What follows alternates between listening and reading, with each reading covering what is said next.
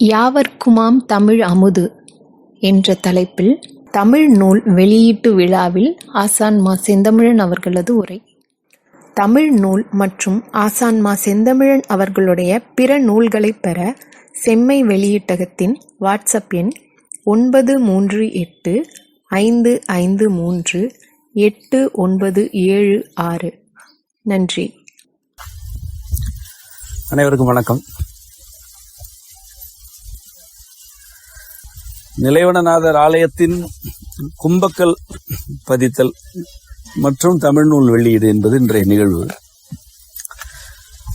நான் முதலில் தமிழ் நூலுடைய இன்றியமையாமை குறித்து ஒரு சில கருத்துக்களை கூற வேண்டும்.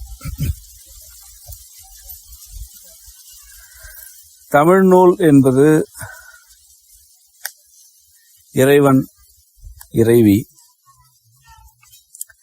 தமது மூல நிலையிலிருந்து வெளிப்பட தொடங்கி ஆற்றல் என்று அமைகையில் அந்த ஆற்றலின் உட்கட்டமைவு எவ்வாறு இருக்கிறது என்பதனை விளக்குகிறது. தமிழ் நூலில் உயிரெழுத்து, மெய்யெழுத்து, உயிர்மெய் எழுத்து என்ற பாடங்கள் எல்லாம் இல்லை. வழக்கம் போல் இதுவும் புரியாத நூல்.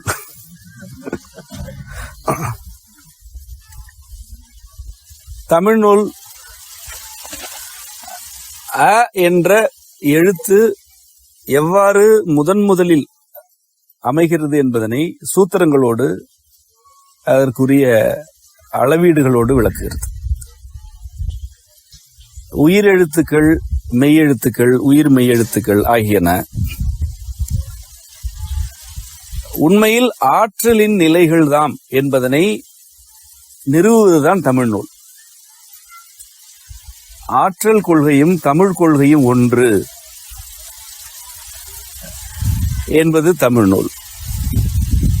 தமிழே ஆற்றல்தான், ஆற்றலே தமிழ் என்பது இந்நூல் முன்வைக்கும் உண்மை. இதனை தமிழ் மீது கொண்ட பற்றினால் நான் கூற மாட்டேன். ஏனென்றால் எனக்கு தமிழ் மீது பற்று கிடையாது. என் மீது எனக்கு பற்று இருக்க வாய்ப்பில்லை. நானே தமிழ், நீங்களும் தமிழ். நாம் யாவருமே தமிழிலிருந்து விளைகிறோம். நம்மீதே நமக்கு பற்று இருக்காது. நமக்கு நம்மிடையே இருப்பது உறவு. தமிழுக்கும் எனக்கும் இருப்பது உறவு, உங்களுக்கும் தமிழுக்கும் இருப்பது உறவு. ஆகவே நமக்கு இடையே இருப்பது உறவு. எனக்கு அப்படி ஒரு பற்று எல்லாம் இல்லை. இது என்னுடைய தாய்மொழி என்று நான் அறிந்து கொண்டு அதனால் இம்மொழியில் உரையாடுகிறேன், எழுதுகிறேன். தாய்மொழி மீது பற்று கொள்வது தேவையற்றது. ஏனெனில் பற்று என்ற சொல்லே எங்கே விட்டு சென்று விடுமோ என்ற அச்சத்தில் இருந்து வருவது. தாய்மொழி நம்மை விட்டு செல்லாது. நாம் தாய்மொழியை விட்டு செல்லாமல் இருந்தால் போதும். ஆகவேதான் கூறுகிறேன், எனக்கு தமிழ் மீது பற்று இல்லை. எனக்கும் தமிழுக்கும் இருப்பது உறவு. இறைவனுக்கும் எனக்கும் இருப்பது உறவு. அது உங்கள் யாவருக்கும் இருக்கிறது அல்லது இருக்க வேண்டும் என்பது நம்முடைய கருத்து. ஆற்றல் என்று எதனை நாம் அழைக்கிறோம்? இந்த அண்டம் அணுக்களால் ஆனது. அணுக்களுக்கெல்லாம் முந்தைய நிலையில் ஆற்றல் இருக்கிறது. ஆற்றல் தான் அணு என்ற நிலையை அடைகிறது. இந்த ஆற்றல் அம்மையும் அப்பனும் தம்முடைய மூலமான உணர்வு நிலையிலிருந்து படிப்படியாக தணிகையில் வெளிப்படுகிறது. இதனை எளிமையாக கூற வேண்டும் என்றால், அன்னையாகிய சக்தி வளர்ச்சியடைந்து ஆற்றலாகிறாள். அதுவரை அப்பனாகிய சிவமே மிகுதியாக இருக்கிறான். சிவத்தின் இயக்கத்தை தனித்து சக்தி வளர்ச்சியடைந்து ஆற்றலாகிறது. இந்த ஆற்றல் தனக்கென்று எண்ணற்ற கொள்கைகளை கொண்டிருக்கிறது. அவற்றில் ஒரு சிலவற்றை நாம் ஆற்றல் நூலில் விளக்கியிருக்கிறோம். ஆற்றல் நூலில் ஆற்றலின் உட்கட்டமைவு என்ன, ஆற்றலின் மையம் என்ன, ஆற்றலின் அளவைகள் யாவை என்ற இலக்கணங்கள் இருக்கின்றன. அந்த சூத்திரங்கள் அந்த நூலிலேயே நிறுவப்பட்டும் இருக்கின்றன. அதே ஆற்றல் கொள்கையின் ஒரு நிலை தமிழ் என்று இருக்கிறது. தமிழில் சிந்திப்பது, தமிழில் உரையாடுவது என்பது இறைவனுடைய மூல நிலையிலிருந்து வெளிப்படும் ஆற்றலில் இருப்பது என்றுதான் அதற்கு பொருள். இதனை மிக எளிமையாக மாணிக்கவாசக பெருமான் பொருள் உணர்ந்து சொல்பவர்கள் சிவபுரத்துக்கு செல்வார்கள் என்று கூறினார். ஒரு சொல்லின் பொருளை உணர்ந்து சொன்னால் நீ சிவபுரத்திற்கு செல்கிறாய் என்பதுதான் அவருடைய வாக்கு. அதற்கு என்ன பொருள் என்றால், தமிழில் உள்ள ஒரு சொல்லின் பொருள் என்ன என்று நன்கு புரிந்து கொண்டு அதன் பின்னர் அதனை உணர்ந்து கொண்டு சொல்லும்போது, நீங்கள் அதனை அவ்வாறு சொல்லும் போதே சிவபுரத்தில் தான் இருக்கிறீர்கள் என்று பொருள். இது உங்களுக்கு அவ்வளவு புரிந்திருக்காது. ஏன் புரியவில்லை என்று எனக்கு தெரியும். நான் அதனை பிறகு கூறுகிறேன். ஆனால் உங்களுக்கு அதனை விளங்க வைப்பதற்கு நான் வேறு சில கருத்துக்களை கூற விரும்புகிறேன். உண்மை என்பது ஒரு சொல். நாம் ஏற்கனவே உண்மை என்ற சொல்லுக்கான விளக்கமாக எதனை கூறுகிறோம்? நோக்கமற்ற சொற்கள் உண்மையானவை, நோக்கமற்ற செயல்கள் உண்மையானவை. உண்மை நோக்கமற்றது. இதுதான் நாம் இதுவரை கூறி வந்த விளக்கம். எது உண்மையோ அது தன்னை நம்பும்படி யாரையும் எதிர்பாராது. ஏனென்றால் உண்மைக்கு பிறர் தன்னை நம்ப வேண்டும் என்ற நோக்கமும் இருக்காது. ஒருவேளை பிறர் தன்னை நம்ப வேண்டும் என்று அது கருதினால் அது உண்மை அல்ல. என் நோக்கமும் மற்றது உண்மை. மனிதர்கள் இப்படி உண்மையாக இருக்க இயலுமா? இருக்க இயலாது. மனிதர்களுக்கு நோக்கம் இருக்கத்தான் செய்யும். ஆனால் அந்த நோக்கங்களை அவர்கள் தனித்து கொண்டே இருக்க வேண்டும் என்பதுதான் இதுவரை நாம் கூறி வந்த கருத்து. இந்த உண்மை என்ற 3 எழுத்துக்கள் கொண்ட சொல் ஆற்றலின் கட்டமைவில் என்னவாக இருக்கிறது என்பதனை நான் விளக்குகிறேன். அது இந்த நூலை பயில்வதற்கு உங்களுக்கு துணையாக இருக்கும். ஆற்றலிலிருந்து முதலில் வெளிப்படும் உயிர் அல்லது உயிர் எழுத்து உகரம், ஊதான், அல்ல. அகரம் என்பது ஆற்றலின் நிறைவு நிலையில் இருப்பது. அதாவது ஆற்றல் நிறைவாக அமைந்த பிறகு அகரம் என்ற உயிர் எழுத்து வருகிறது. இதனை பல வகைகளில் விளக்கலாம்.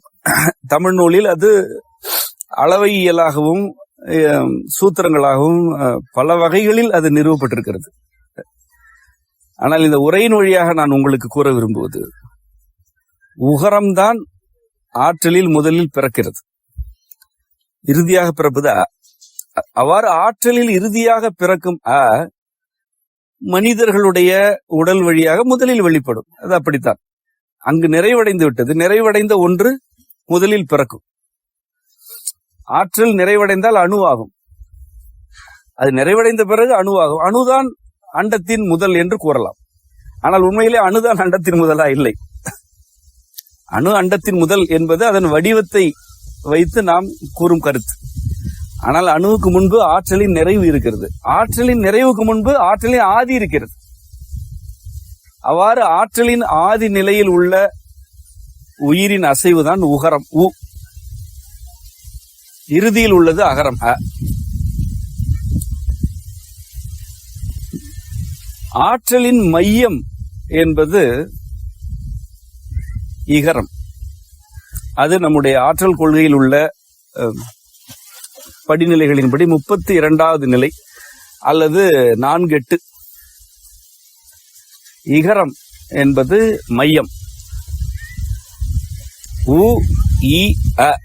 இதுதான் உயிர் அசைவு வளர்ச்சி அடையும் முறை. இது உயிர் எழுத்து என்று கூட கூற இயலாது. ஏனென்றால் ஆற்றல் எழுத்தெல்லாம் கிடையாது, அசைவு. யாவுமே சுழியாக இருக்கின்றன. சிவம்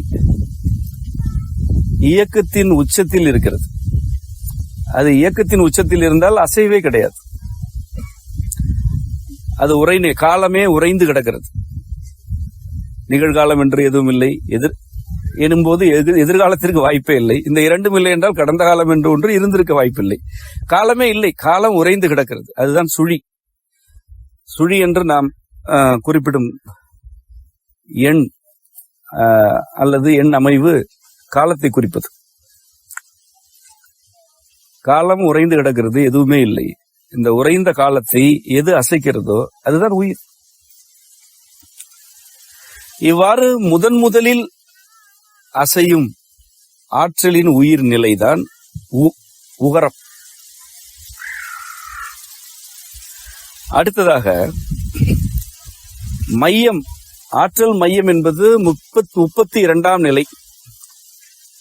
இதில் உள்ள மெய்யெழுத்து, இந்த 32ஆம் நிலைக்கு உரிய மெய்யெழுத்து இம். அதாவது மகரத்துடைய மெய் இம். இந்த ஆற்றல் மையத்தில் உள்ள எழுத்துக்கள் எனப்படுவன இகரம், மகரம், இம், ஐ. இவை யாவுமே ஆற்றல் மையத்தில் உள்ள எழுத்துக்கள். மீண்டும் கூறுகிறேன், இ, ஐ, இம், ம ஆகிய யாவுமே ஆற்றல் மையத்தில் இருக்கின்றன. இந்த ஆற்றல் மையம் என்பது என்னவென்றால்,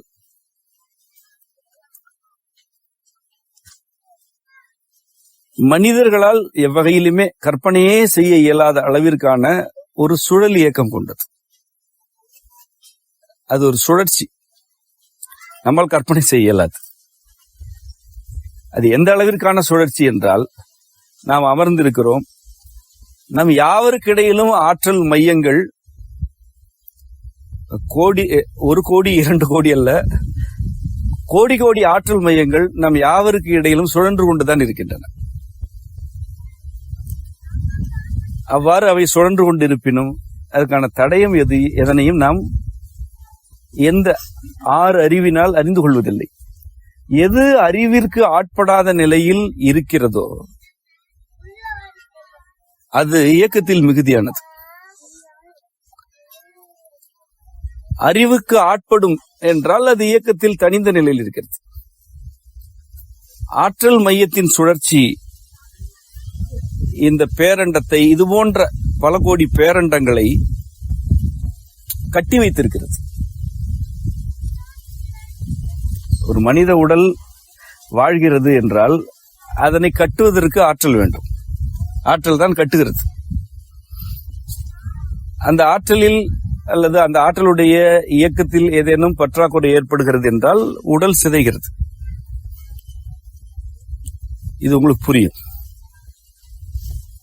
ஒரு உடலை கட்டும் ஆற்றலே நம்மால் புரிந்து கொள்ள இயலாத அளவிற்கு வியப்புக்குரியது. நான் கூறுவது என்னவென்றால், இந்த உடலை மட்டுமல்ல, இந்த அண்டத்தை அல்ல, இது போன்ற பல கோடி அண்டங்களை ஆற்றல் கட்டி வைத்திருக்கிறது என்று கூறுகிறேன். ஆற்றலின் கட்டுக்குள் தான் இந்த அண்டங்கள் யாவுமே இருக்கின்றன. கோடி கோடி கதிரவன்களை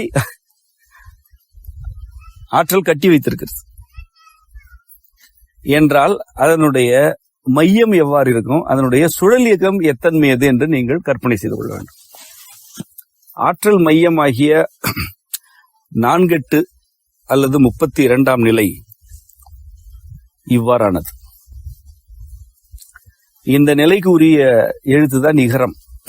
உயிரெழுத்துகளில் அது இகரம். மகரம், ஐ, இம் ஆகிய யாவுமே மையத்திற்குரியவை. மெய்யெழுத்துக்களில் க, ஞ, ச, ஞ, ட, ந என்பது வரிசை. ஏற்கனவே நீங்கள் நடைமுறையில் கொண்டிருக்கும் வரிசையில் சில மாற்றங்கள் இருக்கின்றன. நூலில் அவை குறிப்பிடப்பட்டிருக்கின்றன.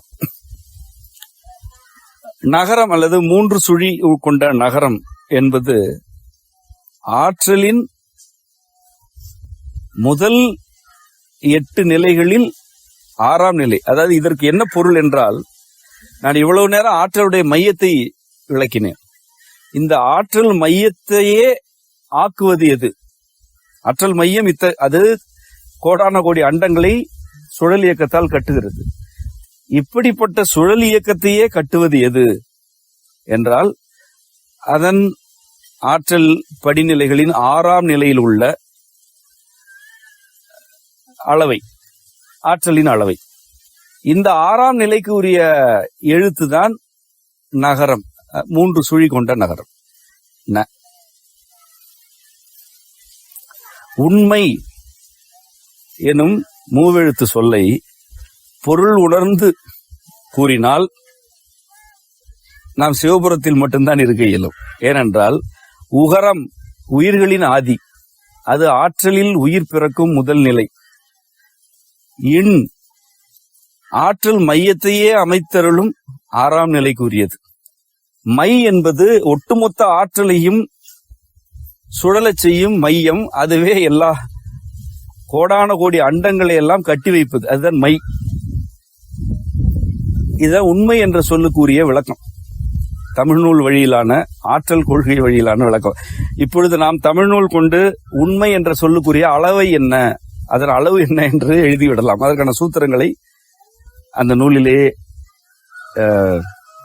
பதிவு செய்திருக்கிறோம். எல்லா சொற்களுக்கும் அளவைகளை எழுதிவிடலாம். இந்த சொல்லுக்குரிய ஆற்றல் அளவை என்ன என்று விளங்கிக் கொள்ளலாம். அது வேறு. உண்மை என்பது என்ன?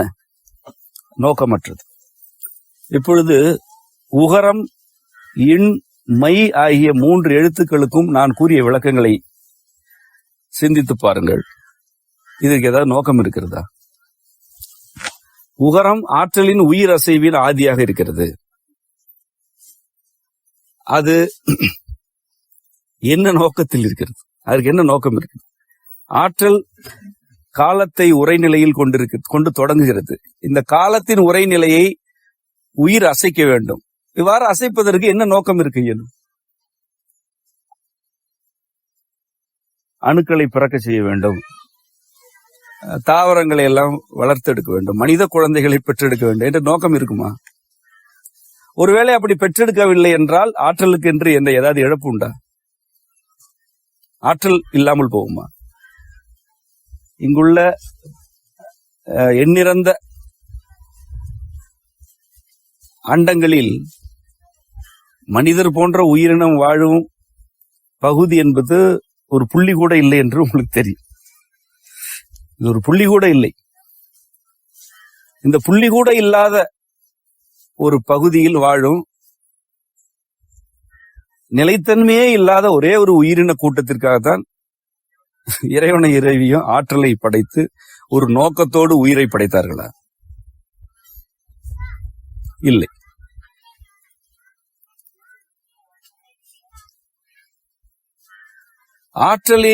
ஆற்றலின் மையத்தையும் ஆற்றலையும் ஒரு கட்டமைவாக்குவது 6ஆம் நிலை. இந்த 6ஆம் நிலை ஒரு கட்டமைவு ஆகிய பிறகு அதற்கு மையம் அமைந்து விடுகிறது. எதற்குமே இது ஒரு இலக்கணம். இது ஒன்று நிலைத்தன்மையோடு இருக்கிறது என்றால் அதற்கு ஒரு மையம் இருக்கும். ஒன்று நிலைக்க வேண்டும் என்றால் அதற்கென்று ஒரு மையம் இருக்கும். மையம் மற்றது நிலைக்காது. புவி என்றால் அதற்கு ஒரு மையம் உண்டு, கதிரவனுக்கு மையம் உண்டு. மையம் இருந்தால் அது நிலைத்தன்மை. மையம் இருந்தால் தான் சுழல் இயக்கம் இருக்கும். சுழல் இயக்கம் இருந்தால் தான் நிலைத்தன்மை இருக்கும். மிக எளிமையான பாடம். 3 சுழி கொண்ட நகரம் 6ஆம் நிலையில் ஆற்றலின் கட்டமைவை ஆக்குகிறது. அவ்வாறு அது கட்டமைவு ஆக்கும் போது அதற்கென்று ஒரு மையம் அமைந்து விடுகிறது. அந்த மையம் என்பதுதான் மை. தமிழில் பண்பினை குறித்தல், தலைமையை குறித்தல் ஆகியவற்றுக்கெல்லாமே ஐ என்று முடியும் சொற்களைத்தான் ஏற்கனவே வழங்கி இருக்கிறோம். நம்முடைய முன்னோர் அவ்வாறு தான் வழங்கியிருக்கிறார். தலைமை, மையம் என்பது மை, தலைமை என்பது மை. பண்பு சொற்கள் மையில் முடியும், ஐயில் முடியும், ஐகாரம். ஏனென்றால் ஐ ஏன் பண்பாகிறது என்றால் அதுதான் ஆற்றலுடைய மையமே. ஆற்றலுடைய மையம் என்பது ஐதான். ஐ என்றால் தலைவி, ஐயன் என்றால் தலைவன். ஐ என்பது இறையையும் குறிக்கும். எல்லாவற்றிலுமே தலைமை அல்லது யாவற்றையும் வழிநடத்துவது எதுவோ அது ஐ. இவ்வாறு ஆற்றலின் உயிர் அசையும் முதல் நிலையாகிய உகரத்தை முதல் எழுத்தாக கொண்டு, ஆற்றலையே கட்டமைக்கும் நகரத்தை இரண்டாம் எழுத்தாக கொண்டு, அதன் மையத்தை மூன்றாம் எழுத்தாக கொண்ட உண்மை, அதன் பொருளுணர்ந்து உணர்ந்து சொல்லும் போது சிவபுரத்திற்குத்தானே அழைத்து செல்லும், வேற எங்க அழைத்து செல்லும்? சிவபுரம் என்பது என்ன? ஆற்றலை பற்றி நான் கூறுகிறேன் அல்லவா, அது சிவபுரம் தான். வடிவங்களை கடந்த நிலையில் எம்பிரான் நிலைக்கும் எல்லா புறங்களுமே சிவபுரங்கள் தான். சிவம் சிவமாகவே இருக்கும் புறங்கள் யாவுமே சிவபுரங்கள் தான். ஆற்றலில் எந்த வடிவமும் இல்லை. ஆற்றலை ஒரு வடிவமாக்குவது அன்னையின் வினை. அது வடிவமே ஆகாத நிலையில் அது சிவபுரமே. இதனைத்தான் மாணிக்கவாசகர் சொல்லின் பொருளுணர்ந்து சொல்லுவர் செல்வர் சிவபுரத்துள் என்று கூறினார். திருவாசகத்தில் இருக்கக்கூடிய சொற்கள் யாவுமே இவ்வாறு சிவபுரத்தில் இருந்து வந்தவைதான். நம சிவய என்பதே சிவபுரத்தில் இருந்துதான் வருகிறது. நான் எல்லாவற்றையும் இந்த உரையில் விளக்க இயலாது, நான் விளக்கவும் விரும்பவில்லை. நான் ஒரு தொடக்கத்தை ஏற்படுத்தி கொடுத்திருக்கிறேன். ந ம சி வ ய ஆகியவற்றுக்கெல்லாம் ஆற்றல் நிலைகளுக்கான கொள்கைகள் மட்டுமே இருக்கின்றன. ஆகவேதான் இவையெல்லாம் மந்திரம் என்று நம்முடைய முன்னோரால் கூறப்பட்டன. இவற்றை பொருள் உணர்ந்து அல்லவா கூற வேண்டும். ஒரு தேவைக்காக, வேண்டுதலுக்காக, பிறர் வீழ வேண்டும் என்பதற்காக, இவ்வாறான இழிவான கருத்துகளுக்காக நமசிவ என்று கூறுவதனால் என்ன நிகழ்ந்துவிடும்? எதுவுமே நிகழாது. நீ பொருள் உணர்ந்து கூறினால் சிவபுரத்திற்குள் சென்று விடுவாய். சிவபுரத்திற்குள் சென்ற பிறகு உனக்கு தனி கோரிக்கையே இருக்காது. உனக்கென்று என்ன தனி கோரிக்கை இருக்கிறது? எதுவுமே இருக்காது. அவ்வாறு தனி கோரிக்கைகளே இருக்காது என்ற அச்சத்தில் தான் பலர் அங்கு செல்ல விரும்புவதில்லை. சிவபுரம் என்ற ஒன்று வேண்டும், அதற்கு நாம் சென்று விடக்கூடாது. அது நம்மை தேடி வர வேண்டும், நம்முடைய தேவைகளை நிறைவேற்ற வேண்டும். அவ்வளவுதான் சிவபுரத்துக்கும் மக்களுக்குமான தொடர்பு. நான் அங்கு செல்ல மாட்டேன், அது வர வேண்டும். அது என்னுடைய சில தேவைகளை நிறைவேற்றி விட்டு இருக்கக்கூடாது, அது தங்கி விடக்கூடாது, சென்று விட வேண்டும். ஏனென்றால் அது தங்கினால் மறுபடியும் சிக்கல், கோரிக்கை வைக்க முடியாது. என்ன கோரிக்கை இருக்கிறது என்ற நிலை வந்துவிடும். நான் வேடிக்கையாக கூறினாலும் அது உண்மை என்று உங்கள் அனைவருக்குமே தெரியும். தமிழில் உள்ள ஒவ்வொரு சொல்லையுமே அதன் பொருள் என்ன என்று ஒருவர் விளங்கி கொண்டு சிந்தித்தால் அவர் சிவமே சிவமே என்று கிடைக்கிறார் என்றுதான் பொருள். அவர் வேண்டுமானால் கடவுள் இல்லை என்று கூட கூறலாம், அதெல்லாம் சிக்கல் இல்லை. கடவுளே இல்லை என்று கூறுவதனால் தலைவனுக்கு எந்த சிக்கலும் இல்லை. உண்மையில் அவன் அதனையும் விரும்புகிறான். நீ அப்படித்தான் கருதுகிறாய் என்றால் நீ உண்மையாக இருக்கிறாய் என்பதுதான் இறைவனுடைய நிலை. தன்னை நிறுவ வேண்டிய தேவை இறைவனுக்கு இல்லை. ஏனென்றால் அவன் உண்மை தன்னை நிறுவிக் கொள்ளாது. நீ நம்பினால் என்ன, நம்பாவிட்டால் என்ன என்று இருக்கும். ஆகவே கடவுள் இல்லை என்று கூறுதல் உண்மையாக இருந்தால், ஒருவருடைய மனநிலையில் அதுதான் உண்மை என்றால் அவர் கடவுள் இல்லை என்றுதான் வாழ வேண்டும். அப்படி அவர் வாழ்கையில் அவரும் சிவபுரத்தில் தான் வாழ்கிறார். ஏனென்றால் அவர் உண்மையாக இருக்கிறார். அவர் எதனை உண்மை என்று கருதுகிறாரோ அதனை அப்படியே கூறுகிறார். இவ்வளவு எளிமையானது படைப்பு, இவ்வளவு எளிமையானது மனிதர்களுக்கு இறைவனுக்குமான உறவு. இதனை இவ்வளவு எளிமையாக கூறுவதற்கு படைக்கப்பட்ட மொழிதான் தமிழ். இது இவ்வளவு எளிமையாக தமிழில் இருக்கிறது. இவ்வாறு தமிழில் உள்ள ஒவ்வொரு சொல்லையும் இறையியலாகவும் ஆற்றலியலாகவும் விளக்க இயலும். அதற்கான அடிப்படைகளை தமிழ் நூல் கொண்டிருக்கிறது. தமிழ் நூலில் முதலில் பிறக்கும் உயிர்மை புணர்ச்சி எது என்று விளக்கப்பட்டிருக்கிறது. அவ்வாறு முதலில் பிறக்கும் உயிர்மை புணர்ச்சி கந்து என்பது. நீங்கள் கந்து என்றவுடன் ஒரு தெய்வத்தை நினைப்பீர்கள். நான் அந்த தெய்வத்தை வழிபடுவன் அல்ல. எனக்கு இறைவன் ஒருவனே. நீங்கள் எதனை கருதுகிறீர்களோ அதனை வழிபடுபவன் அல்ல. நான் அதற்கு எதிரானவனும் அல்ல. அப்படி அல்ல. ஆனால் அந்த கந்து என்பது என்ன? கந்து என்பது ஆற்றலில் இருந்து பிறக்கும் முதல் உயிர்மை புணர்ச்சி. அதாவது அதற்கு முன்பு ஆற்றல் நிலையிலே தனி புணர்ச்சி கிடையாது. புணர்ச்சி என்பது என்ன? ஒன்று மிகை, ஒன்று குறை. இந்த இரண்டும் சேர்ந்தால் அது புணர்ச்சி. இவ்வாறு பல புணர்ச்சிகள் ஆற்றலில் இருக்கின்றன. ஆனால் ஒரு உயிர்மெய்யும் ஒரு மெய்யும், அதாவது உடலும் உயிர் கொண்ட உடலும், இன்னும் உயிரால் அசைக்கப்படாத உடல் என்பது மெய், அசைக்கப்பட்ட உடல் என்பது உயிர்மெய். இந்த இரண்டும் புணரும் முதல் நிலைதான் கந்து. அதாவது க என்பது உயிர்மெய், இந்து என்பது மெய். இந்த க இந்து ஆகியவற்றின் புணர்ச்சிதான் ஆற்றலில் இருந்து அணு பிறப்பதற்கு அடிப்படையானது. இப்பொழுது நான் க இந்து என்று கூறுகிறேன் அல்லவா? இப்பொழுது நீங்கள் ஒரு தெய்வத்தை கருதுகிறீர்கள்.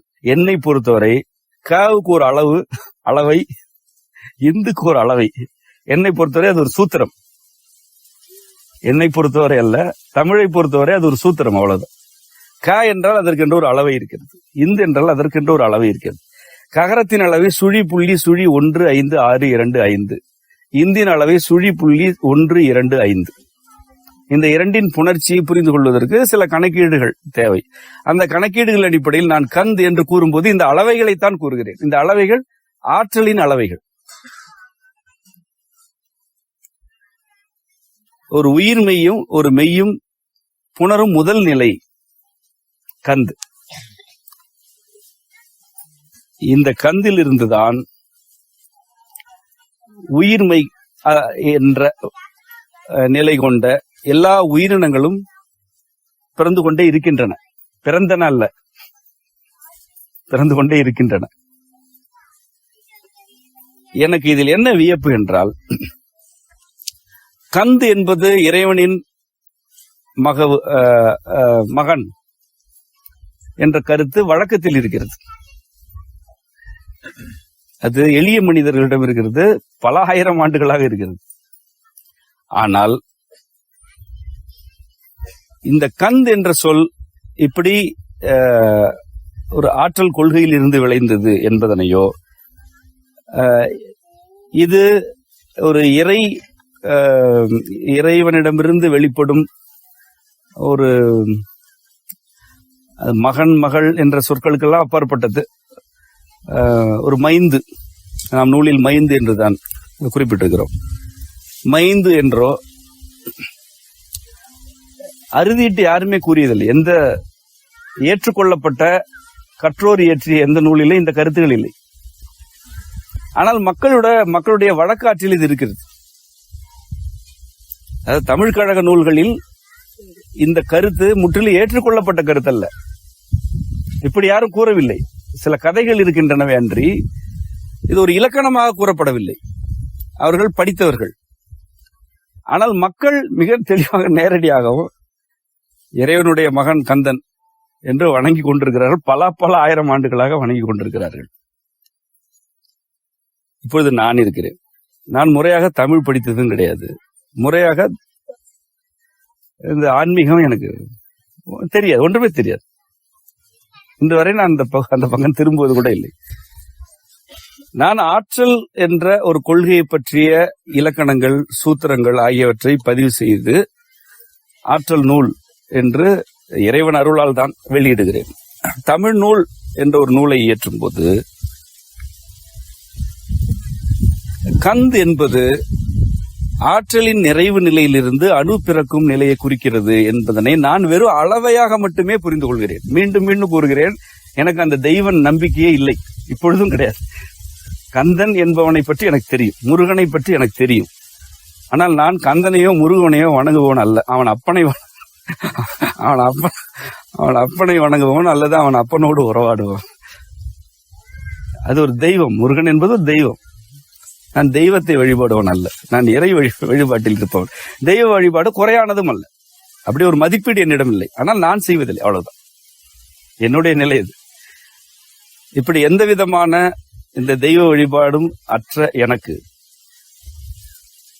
ஒரு ஆற்றலின் அளவை, ஒரு அணுநிலை என்று மட்டுமே அதனை நான் ஒரு வகையில் காட்சியாக கண்டு அதனை பதிவு செய்யும் போது, கந்த் என்ற சொல் எனக்கு இறைவனுடைய அளப்பெரும் தன்மையை, அவனுடைய அளப்பரிய கருணையை இன்னும் உரைத்துக் கொண்டே இருக்கிறது.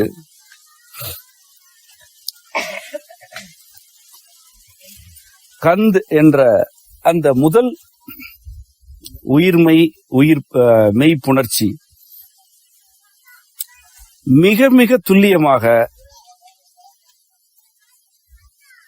ஆற்றலின் அமைவிற்கு வெளியே, ஆற்றல் நிறைவடைந்து விட்டது, அது ஆற்றல் ஆகிவிட்டது. ஆற்றல் என்று அமைந்த பிறகு அதற்கு வெளியே பிறக்கும் ஒரு துண்டு, ஒரு உடலில் இருந்து ஒரு பிண்டம் குழந்தையாக வருவது போல ஒரு பிண்டமாக வெளியே வருகிறது ஆற்றலில் இருந்து. அவ்வாறு வருகையில் அதனுடைய அளவைகள், இந்த கந்தின் அளவைகள் தமிழ் நூலில் குறிக்கப்பட்டிருக்கின்றன. அந்த அளவைகளை கொண்டு எல்லாவற்றையும் புரிந்து கொள்ளலாம். அதிலிருந்து புரிந்து கொள்ள முடியாத ஒன்று ஒரு வடிவியலாக மனிதர்களுடைய அறிவுக்கு எட்டியவரை எதுவுமே இல்லை. எட்டாமல் எவ்வளவு இருக்கின்றன. அந்த அளவையில் இருந்து நான் அணுக்களை விளங்கிக் கொள்கிறேன். என்றால் ஏற்கனவே நமக்கு வடிவ நூல், எண்ணூல் ஆகியன வழங்கப்பட்டிருக்கின்றன. ஆற்றல் நூல் வழங்கப்பட்டிருக்கிறது. அப்படி ஒரு அளவை அது, அந்த கந்தின் அளவை. அதே அளவை இங்கு ஆலய கட்டுமானத்தின் கழுத்திற்கும் கும்பத்திற்குமான இடைவெளியில் அந்த வளைக்கழுத்து பகுதியில் அமைந்திருக்கிறது. அந்த அளவை மட்டும் இல்லை என்றால் கும்பம் இந்த கழுத்தின் மீது அமராது, உட்கார வைக்கவே முடியாது. அதற்கு ஒரு மிக மிக நுட்பமான ஒரு அளவை வேண்டும். ஒரு குறிப்பிட்ட பாகையில் அதனை சாய்த்து வளைத்து கட்ட வேண்டும். அப்படி சாய்த்து கட்டவில்லை என்றால் கும்பத்தை கட்டினால் இடிந்து விழுந்துவிடும். அது மிக துல்லியமான ஒரு அளவை. அது அந்த அளவை தான் கந்தின் அளவையாக இருக்கிறது. அந்த அளவை தமிழ் நூல் பதிவு செய்திருக்கிறது. ஒரு கந்துக்குள் 6 குன்றுகள் இருக்கின்றன. தமிழ் நூல் கொள்கை. நான் வேறு எதையோ சொல்வதாக நீங்க நினைப்பீர்கள். நான் மீண்டும் கூறுகிறேன், நான் ஒரு குன்றுக்கும் சென்றவன் இல்லை. என்னோடு இருப்பவர்களுக்கு தெரியும், இதுதான் குன்று என்றால் அதனை சுற்றி கொண்டு செல்வான். ஆனால் மீண்டும் அதனை அவமதிப்பதல்ல நோக்கம். எனக்கு இறைவன் அவனுடைய தந்தை, அவனையும் பெற்றவன். இது தேடி செல்வன. எந்த ஆலயத்தையும் நான் தேடி சென்று வழிபடுவேன். எந்த ஆலயத்திற்குமே தேடி செல்ல மாட்டேன். தஞ்சை ஆலயம் என்னுடைய எனக்கு ஊர் என்பதனாலும், என்னுடைய பள்ளி போன்றது, அல்லது என்னுடைய தாயின் தகப்பனும் இருக்கும் இடம், வீடு போன்றது எனக்கு. அவ்வளவுதான். அதற்கும் நான் அடிக்கடி செல்வதில்லை. அப்படி எதற்குமே நான் தேடி செல்வதில்லை. நான் எல்லா இடத்திலும் இருக்கிறான். இங்கே பல கோடி ஆற்றல் சுழல்களாக இருக்கிறான். அது புரிந்த பிறகு தனியே போய் என்ன தேடுவது? தேவையில்லை. ஆனால் 6 குன்றுகள் இருக்கின்றன என்பது தவிர்க்கவே இயலாத ஒரு ஆற்றல் கொள்கை. அது ஒரு ஆற்றல் கொள்கை. நான் கூட இந்த ஆற்றல் நூலை பற்றி, நெருக்கமான தமிழ் நூலை பற்றி கூறிக்கொண்டிருக்கும் போது உடன் இருப்பவர்களிடம் கூறினேன், ஒருவர் முழுக்க இறைமறுப்பாளர், ஒருவர் முழு இறைமறுப்பாளர், அவர் இந்த நூலை படிக்கிறார். அவர் இதனை ஒரு ஆற்றல் கொள்கை என்று மட்டுமே படித்தால் இந்த நூலை அவரால் மறுக்கவே இயலாது. அவர் இறையை மறுக்கலாம், தமிழை மறுக்க முடியாது. மறுக்கவே இல்லை. எல்லாமே சூத்திரங்கள். கந்து என்பது ஒரு சூத்திரம். கந்துக்குள் 6 குன்று, கந்து தனக்குள்ளே 6 குன்றுகளை கொண்டிருக்கிறது என்பது மிக துல்லியமான சூத்திரம். அந்த 6 குன்றுகள் தான் 6 அணு கூட்டாக ஒரு வளர்ச்சி அடைந்து பரமெங்கும், பரத்தில் இருப்பவை 6 அணு கூட்டுகள். 6 அணு கூட்டு 8 அணு கூட்டாகிறது, 7 அணு கூட்டாகி ஆகாயமாகிறது என்று வடிவ நூலில் நாம் விளக்கியிருக்கிறோம். இந்த 6 குன்றுகள் என்பவை 6 அணுக்களின் ஒரு கூட்டமைப்பு வளர்ச்சி அடைகிறது. அதற்கான அடிப்படை கந்து என்ற அந்த ஆற்றலுக்கு புறத்தே உள்ள கந்து என்ற நிலையில் இருக்கிறது. 6 குன்றுகள் இருக்கின்றன. ஒரு குன்றுக்கு 12 கண்கள் இருக்கின்றன. ஒவ்வொரு குன்றிலும் 12 கண், மொத்தம் 72. இந்த 72க்கான அளவைகளோடு தமிழ் நூல் நிறைவடைகிறது. இந்த 72க்கான சொற்களும் நம்மிடம் இருக்கின்றன. நான் இந்த நூலுடைய வரம்புக்கு அது வெளியே இருப்பதால் அந்த சொற்களை நான் எடுத்து வைத்திருக்கிறேன், நூலில் குறிப்பிடவில்லை. 72 கண்கள் இருக்கின்றன. இந்த 72 கண்களில் இருந்துதான் தமிழின் எல்லா சொற்களும் பிறக்கின்றன. இதனை அப்படியே ஒரு ஆற்றல் கொள்கையாக கூறுகிறது தமிழ் நூல். இதனை அப்படியே அணுக்கொள்கையாக கூற இயலும். அதற்கான கூறுகள் தமிழ் நூலில் இருக்கின்றன. நீங்கள் ஆற்றல் நூலை புரிந்து கொண்டு அந்த ஆற்றல் நூலுடைய கொள்கைகளில் அப்படியே தமிழ் நூலை பொருத்தினால் இரண்டும் ஒன்றுதான் என்று உங்களுக்கு விளங்கும். ஆற்றல் நூல் தான் தமிழ் நூல். ஆற்றல் நூல் என்பது எந்த விதமான ஒரு அசைவையும் குறிப்பிடாத, எந்த வடிவத்தினையும் காட்டாத, முழுக்க முழுக்க கருத்து. அது விளங்கிக்கொள்வது மிக கடினம்தான், விளங்க செய்வதும் கடினம்தான். அது வெறும் கருத்து, அது எதனையுமே காட்டாது. அது அது அது மிக மிக அடர்ந்த துளி வெளிச்சமும் இல்லாத ஒரு இருள். அது ஆற்றல் நூல். அதில் ஆங்காங்கே விண்மீன்கள் போன்ற ஒரு கோலம் வரையப்படுகிறது. அதுதான் தமிழ். உயிர் அசைகிறது. அந்த அடர்ந்த இருளில் உயிர் துளிர்க்கிறது. உகரம் என்று ஒன்று துளிர்க்கிறது, இகரம் என்று ஒன்று துளிர்க்கிறது, அகரம் துளிர்க்கிறது. யா வா மா யா, இந்த சொற்கள் எல்லாம், இந்த எழுத்துக்கள் எல்லாம் துளிர்க்கின்றன, துளிர்த்து ஒரு கோலத்தை வரைகின்றன. இதுதான் தமிழ். ஆனால் இந்த கோலம் ஆற்றலில் தான் வரையப்பட்டிருக்கிறது. சுருக்கமாக, தமிழில் ஒருவர் சிந்திக்கிறார் என்றால் அவர் இறையின் மூல நிலையில் உள்ள ஆற்றலில் இருக்கிறார் என்று பொருள். அவர் அங்குதான் இருக்கிறார். ஒருவர் தமிழில் சிந்தித்தலும் தமிழின் சொற்களை உண்மையான பொருளோடு கூறுதலும் எழுதுதலும் இறைவனுடைய மடியில் இருப்பது ஒன்று. அதுக்குத்தான் நான் சான்று, உண்மை என்ற சொல்லுக்கான சான்று கூறினேன். நோக்கமற்ற சொற்கள் உண்மையானவை என்கிறோம். இன்மை என்பது ஆற்றலின் உயிரசைவின் முதல், ஆற்றலின் கட்டமைவு, ஆற்றலின் மையச்சுழல், இந்த மூன்றையும் ஒருங்கே கொண்டது. இதுதான் உண்மை. இதனை நீங்கள் பகுத்தால் உண்மை என்பது உள் என்ற ஈரெழுத்து ஒரு மொழியிலிருந்து வருவது. உள் என்பது என்ன? உள்ளே இருப்பது. உள்ளே இருப்பது. ஏன் உள்ளே இருக்கிறது என்கிறோம்? அதுவாக வெளிப்படாது. அது உள்ளே இருக்கும், அதுவாக வெளிப்படாது. நீ வேண்டுமானால் போய் பார்க்கலாம்.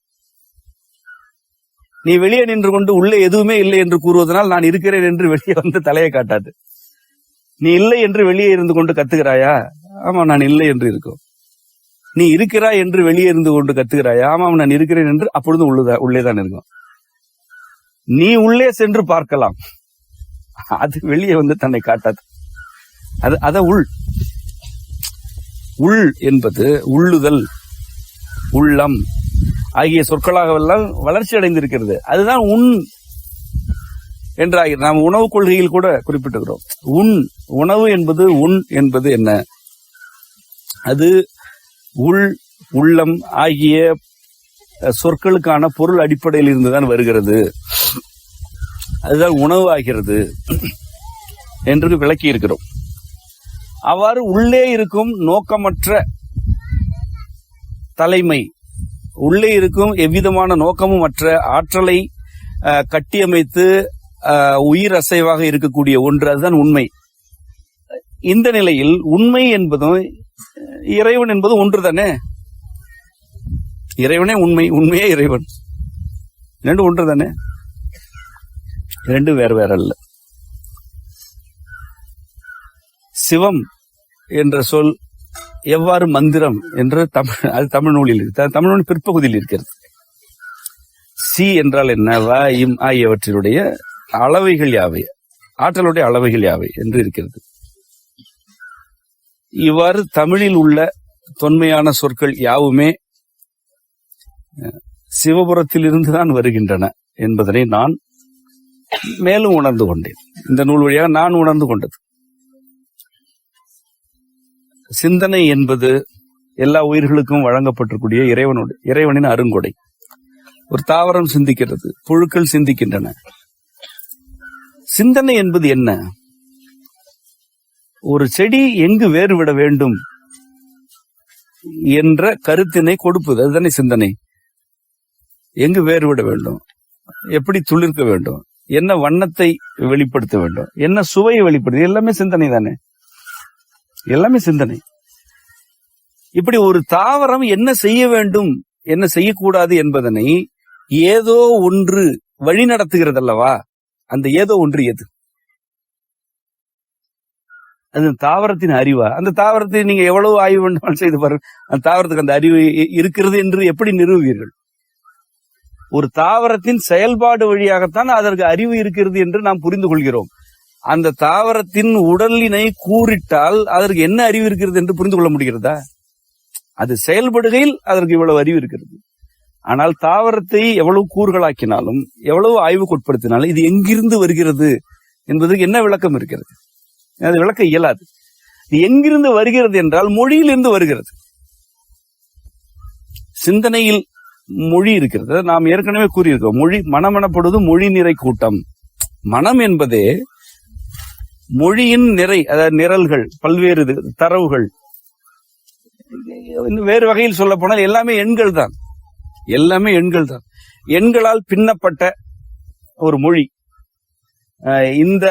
இந்த நிறை இதனை செய்யும், இந்த நிறை பச்சை வண்ணத்தை வழங்கும், இந்த நிரல் கருமை வண்ணத்தை வழங்கும் என்ற ஒரு மொழி இருக்கிறது.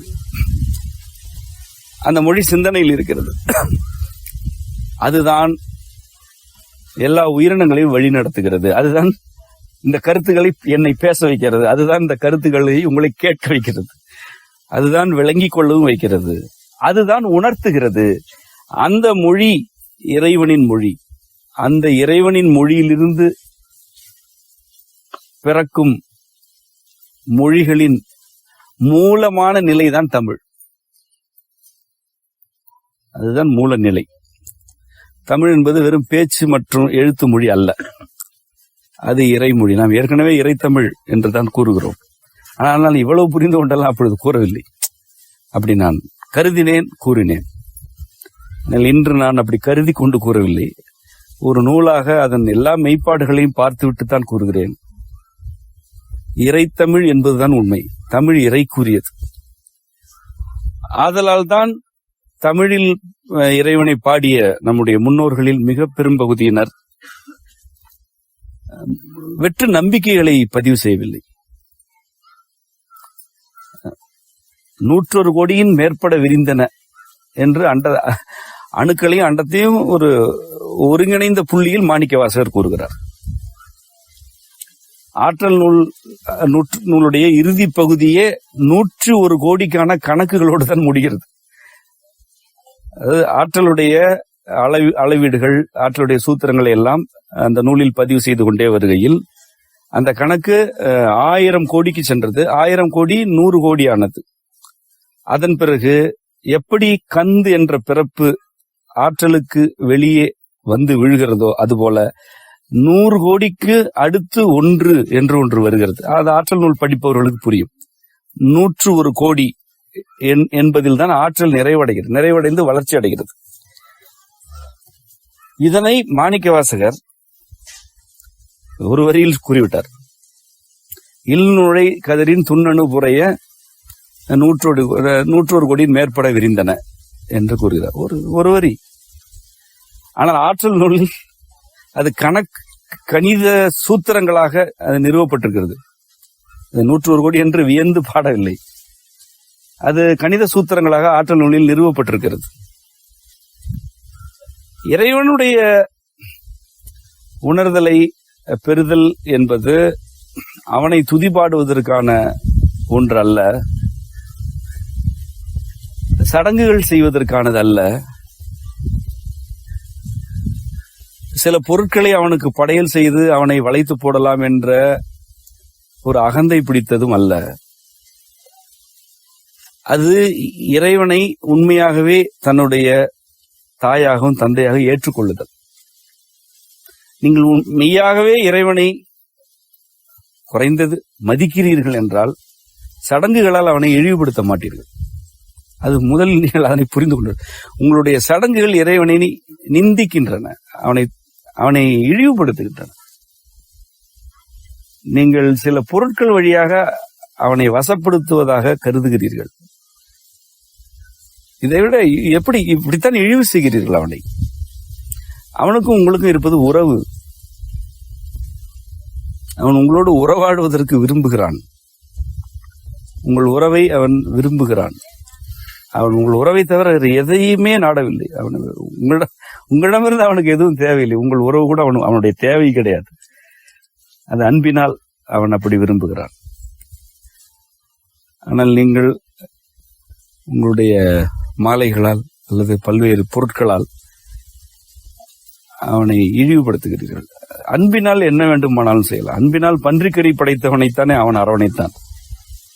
அன்பு கொண்டு எதுவும் செய்யலாம். ஆனால் வேண்டுதலுக்காக என்று எதையும் செய்யக்கூடாது. நீயே பிச்சை எடுக்கும் நிலையில் இருக்கிறாய். நீ என்ன அவனுக்கு வேண்டுதல் என்பது என்ன? பிச்சை எடுப்பது. உனக்கு தேவை பிச்சை. பிச்சை போடுபவனுக்கு நீ ஒரு பொருள் கொடுக்கிறாய். இதெல்லாம் என்ன? நீ எடுக்க போதே பிச்சை. கோயில் வாசலில் நிற்கும் ஒரு பிச்சைக்காரர்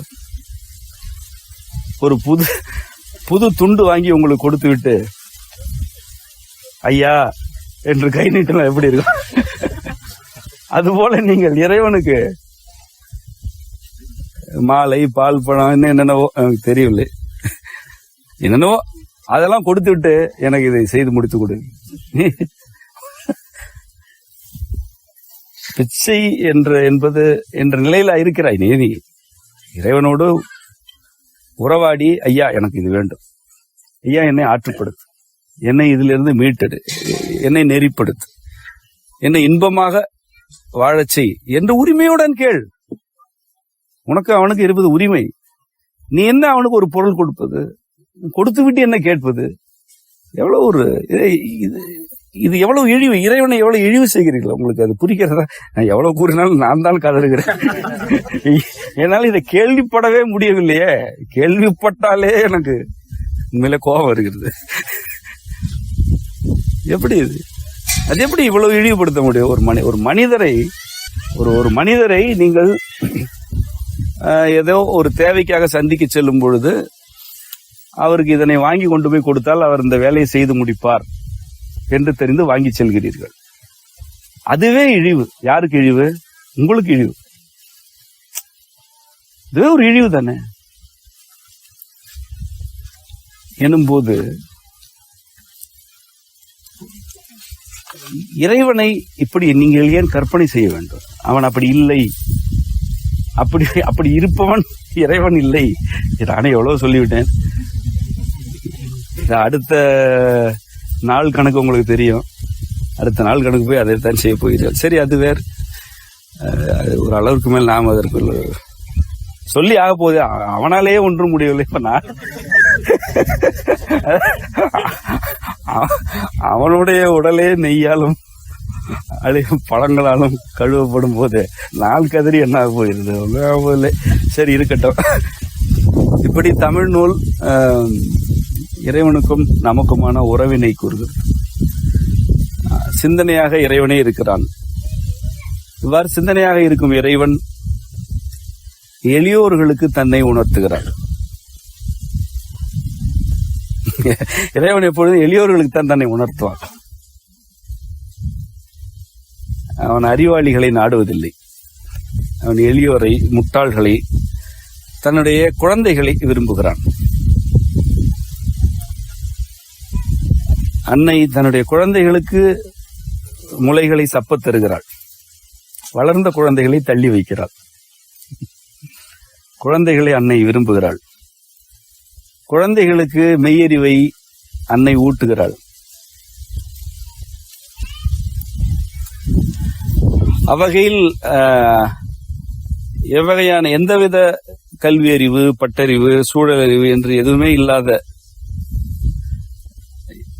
எனக்கு பலவற்றை உணர்த்தி கொண்டிருக்கிறான். அவற்றில் ஒன்று தமிழ் நூல். இந்த நூலில் உள்ள கொள்கைகள், ஆற்றல் நூலில் உள்ள கொள்கைகள், அந்த கருத்துகள் ஆலய கட்டுமானத்தில் மெய்ப்படும் முறை ஆகியவற்றையெல்லாம் பார்க்கும்போது இறைவன் எளிமையை எவ்வளவு ஆழமாக கொண்டிருக்கிறான் என்று நான் மேலும் புரிந்து கொள்கிறேன். ஏனென்றால் தமிழர்களுடைய உகரத்தை ஒரு குறியீடாக பயன்படுத்தும் வழக்கம் நீண்ட காலமாக, சில 1000 ஆண்டுகளாக இருக்கிறது. அதற்கு வேறு பெயர் வைத்து விட்டார்கள். அது எப்படி வைத்தார்கள் என்று எனக்கு தெரியவில்லை. அது எப்படி வைத்தார்களோ தெரியவில்லை. அது பல வேலைகள் நடந்திருக்கின்றன. அந்த வேலைகள் இது ஒன்று. சரி, இருக்கட்டும். அந்த உகரத்து குறியீட்டுக்கு 2 சொற்கள் இருக்கின்றன. இரண்டாவது சொல் என்ன? சுழி, இல்லையா? இரண்டாவது சொல் சுழி. ஆற்றல் கொள்கை மற்றும் வளைநூல் கொள்கை ஆகியவற்றின்படி, எண்ணூல் கொள்கை ஆகியவற்றெல்லாம் நாம் பதிவு செய்திருப்பது, சுழி என்பது காலக்கருத்தமைவு. இது ஒரு உரை, காலத்தின் உரைநிலை. ஒன்றும் சுழி ஒன்றி கிடப்பன, ஒன்று வடிவம் சுழி காலம். இந்த சுழினை சுழியும் ஒன்றும் புணர்ந்து சுழி தணிகையில் அசைகிறது. இதுதான் எண்ணூல் கொள்கை, இதுதான் வளைநூல் கொள்கை. ஆற்றல் கொள்கையின் தொடக்கம் இது, தமிழ் கொள்கையின் தொடக்கம் இதுதான். இவ்வாறு இந்த சுழி அசைகிறது என்னும் போது முதல் உயிர், அதான முதல் உயிர். உறைந்து கிடக்கும் காலம் அசைகிறது. அப்ப முதல் உயிர் எது அசைகிறது? உயிர் என்பதே ஒரு மந்திரம் தான். முதல் எழுத்து என்ன? உண்மை, உள், உயிர், உய்த்தல், உற்றறிவு, உறுதுணை, இவை யாவுமே முதல் உயிரசைவுக்கு உரிய எழுத்தை முதன்மையாக கொண்டவை. இப்ப முதல் என்கிறேன் அல்லவா? இம் என்பது மையம், உகரம் முதல், மறுபடியும் முதலில் உகரம் இருக்கிறது. இந்த சுழி என்பது உகரத்திற்கு சுழி என்ற ஒரு சொல்லும் இருப்பதற்கு இதுதான் அடிப்படையே. இந்த உகரம் என்பது சுழி அசைந்து பிறக்கும் முதல் உயிர். உயிருடைய அடிப்படை என்ன? இது 3 எழுத்து. அதற்கு முன்பு 2 எழுத்து. அதாவது அல்ல, இகரம். முதல் நிலை மைய நிலை. இந்த முதல் நிலை மையத்தை அல்லது 32வது இடத்தை, 4வது எட்டை அடைந்து விட்டால் அது சுழலுக்குட்படும். அவ்வளவுதான், அது உயிர். உய்த்து உணர்ந்தாயா? உய்த்து உணர்ந்தேன் என்றால் என்ன பொருள்? நேரிடையாக அது எங்கோ இருந்தது, என் மீது நேரிடையாகப்பட்டது. நேரிடையாக நான் அதனை புழக்கத்தில் உள்ள சொல் கூறவேனா அனுபவித்தேன். நேரிடையாக அது எங்கோ இருந்தது, இப்பொழுது நேரடியாக என் மீது பட்டு நான் அதனை அனுபவித்தேன் என்றால் நீ உய்த்து உணர்ந்தாயா? உய்த்து அறிந்தாயா? உற்றறிந்தாயா என்றால் என்ன? மேலே வந்து பட்டது. உற்றுழி, உற்ற துணை, உறுதுணை, இவை எல்லாமே என்ன? அங்கே இருந்தது, வந்தது.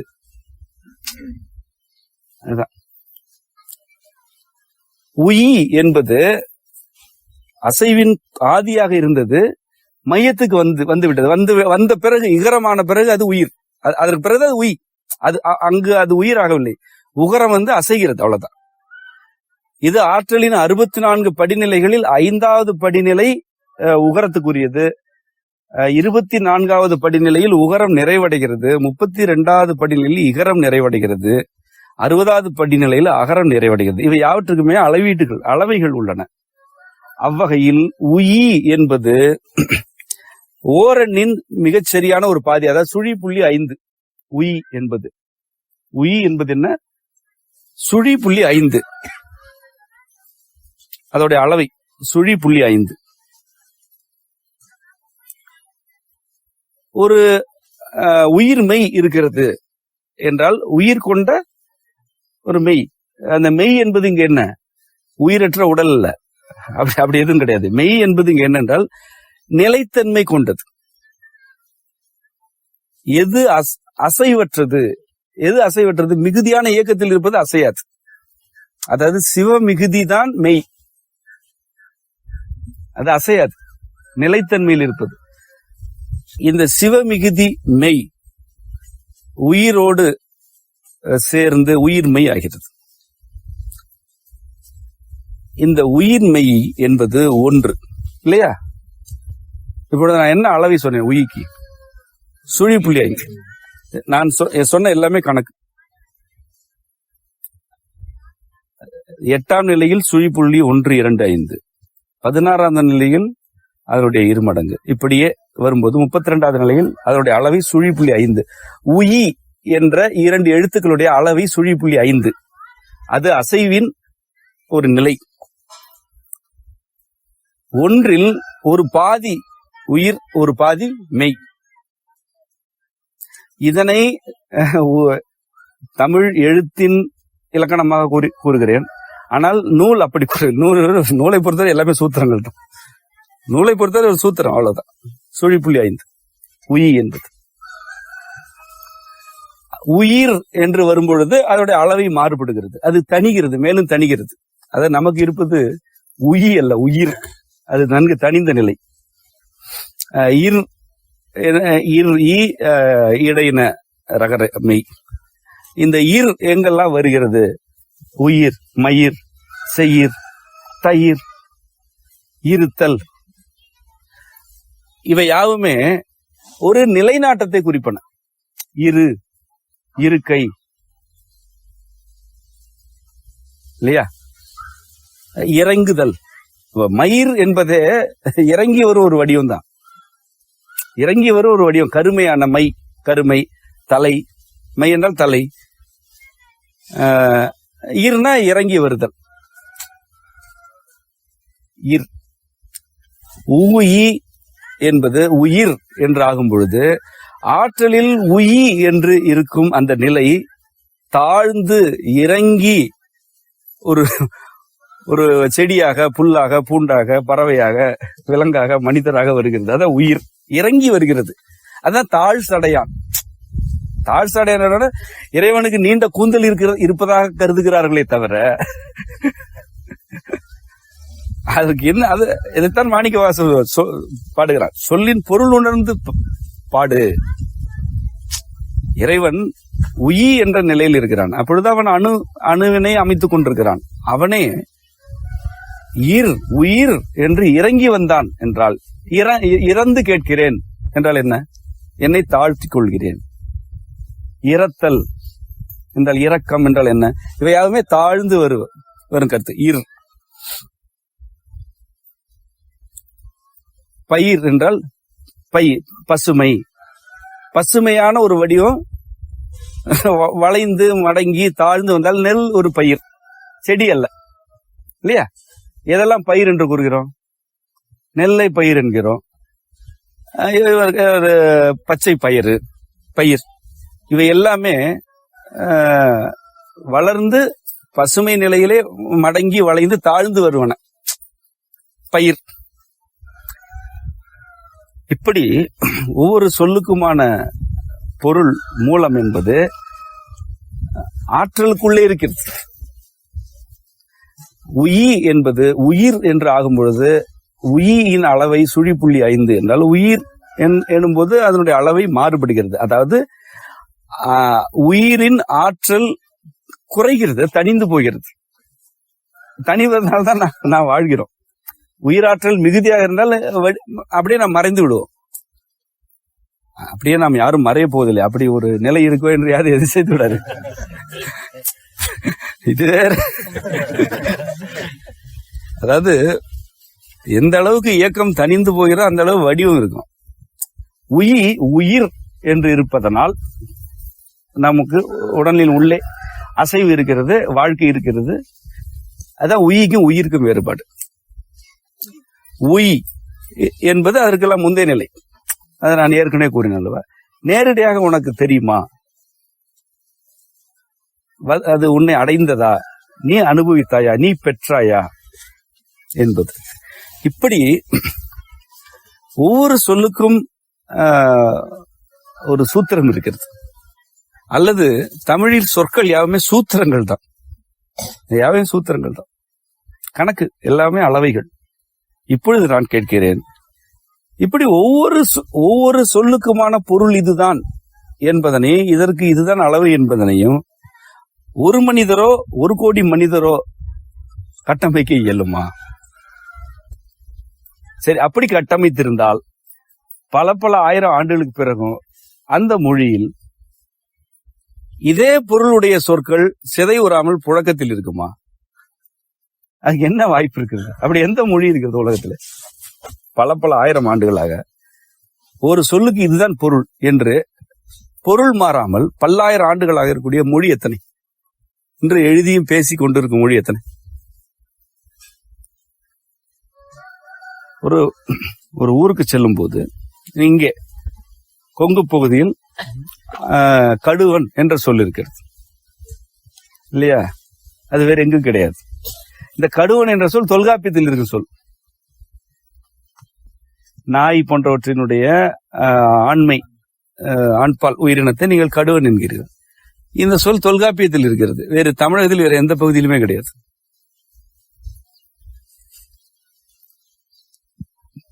இதுக்கு என்ன பொருள்? ஒரு 7000 ஆண்டுகளுக்கு முன்பு எழுதப்பட்ட நூலில் உள்ள ஒரு சொல் இன்றைக்கு தொல்காப்பியமே படிக்காதவர்களுடைய பேச்சு வழக்கில் இருக்கிறது. அதுதான் நான் கூற வரும் கருத்து. அதான் கடுவன் என்று கூறுவது தொல்காப்பியம் படிக்க வேண்டியதில்லை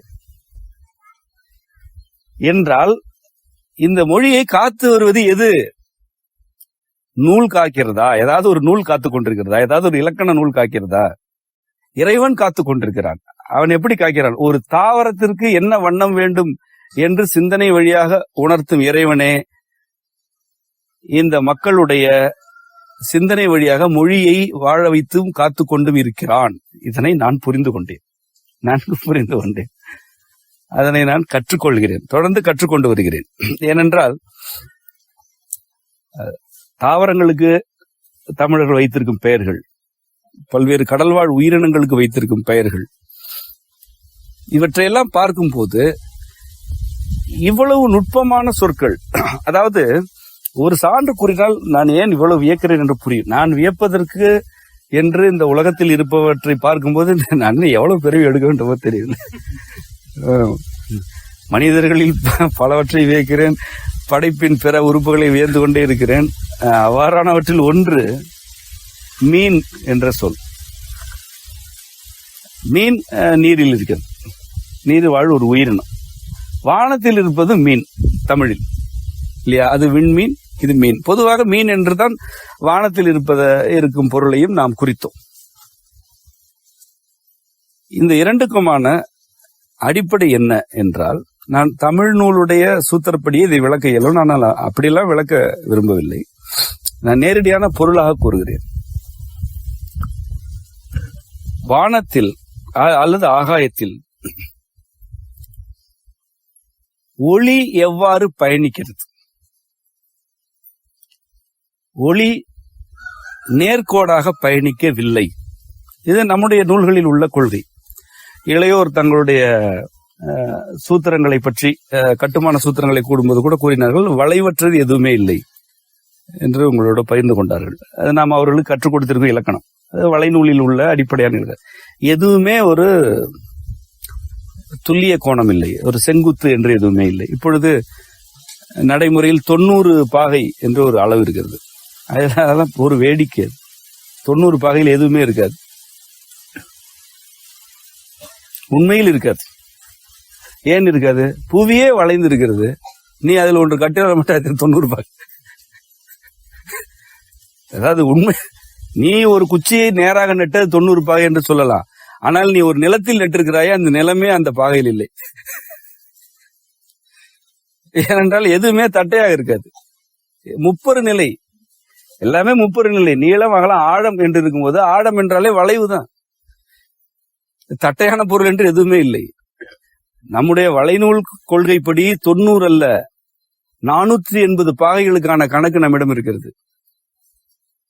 எவ்வளவு பாகை? 480 பாகை கணக்கு நம்மிடம் இருக்கிறது. வளைநூலில் அந்த கருத்துக்கள் இருக்கின்றன, மறைவாக இருக்கின்றன. 90 எல்லாம் ஒன்றுமே கிடையாது.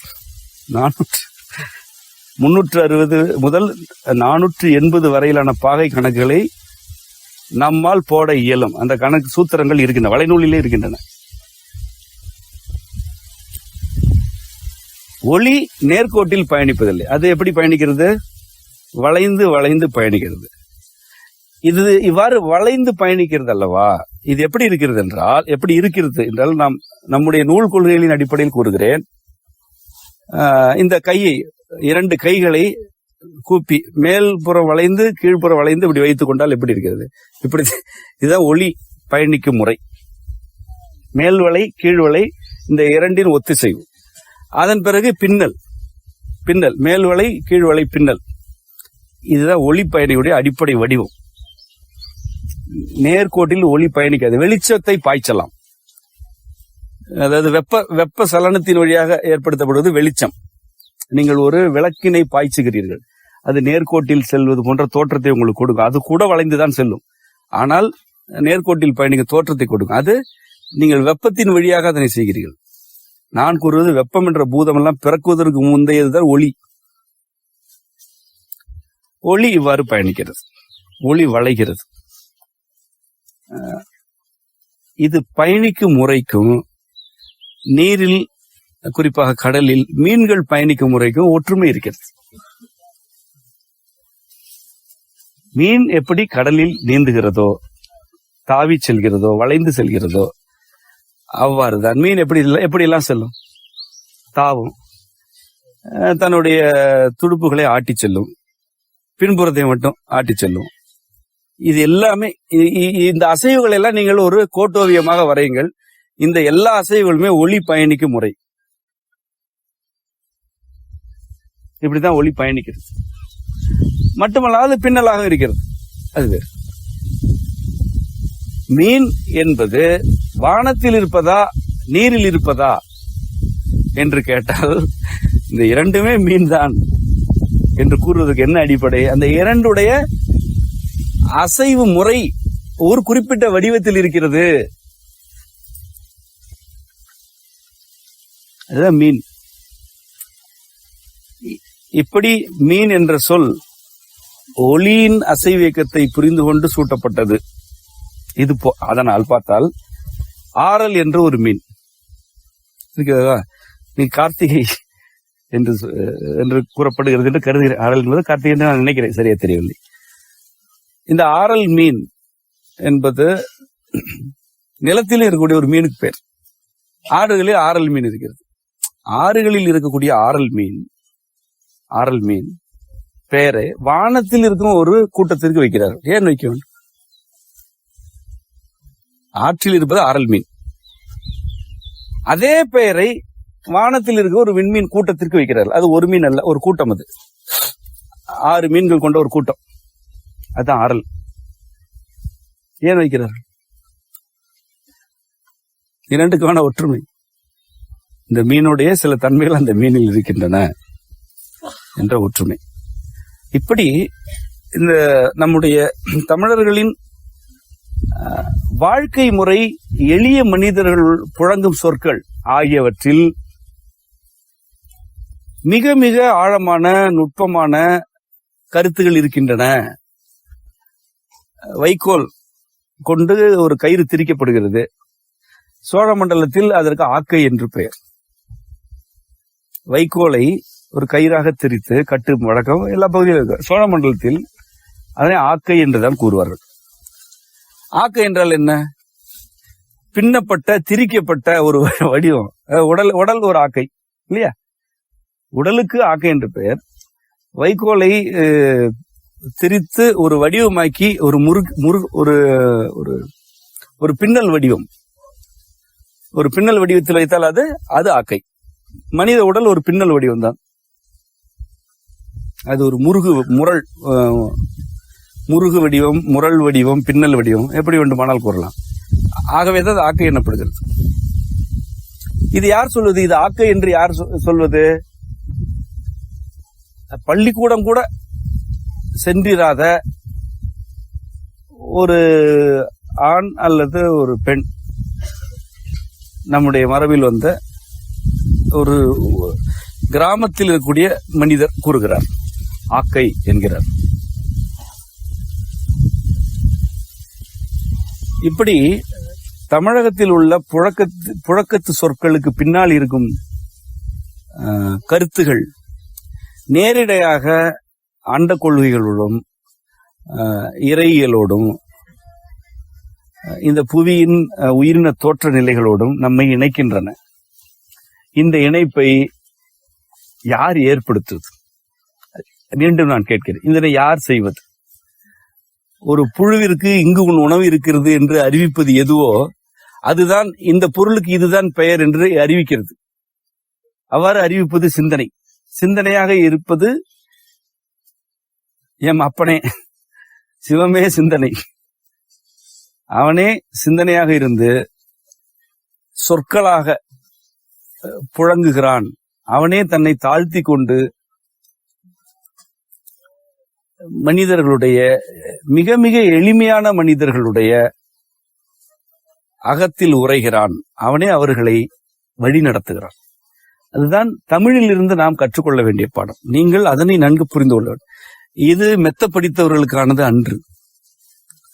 இந்த மொழியில் அறிவாளிகள் தோன்றலாம், ஆனால் இது அறிவாளிகளை பெற வேண்டும் என்பதற்கான மொழி அல்ல. இந்த மொழியை படித்தால் எவ்வளவு உயரங்களையும் எட்டலாம், ஆனால் உயரம் எட்ட துடிப்பவர்களுக்கு என்று படைக்கப்படுவதல்ல இம்மொழி.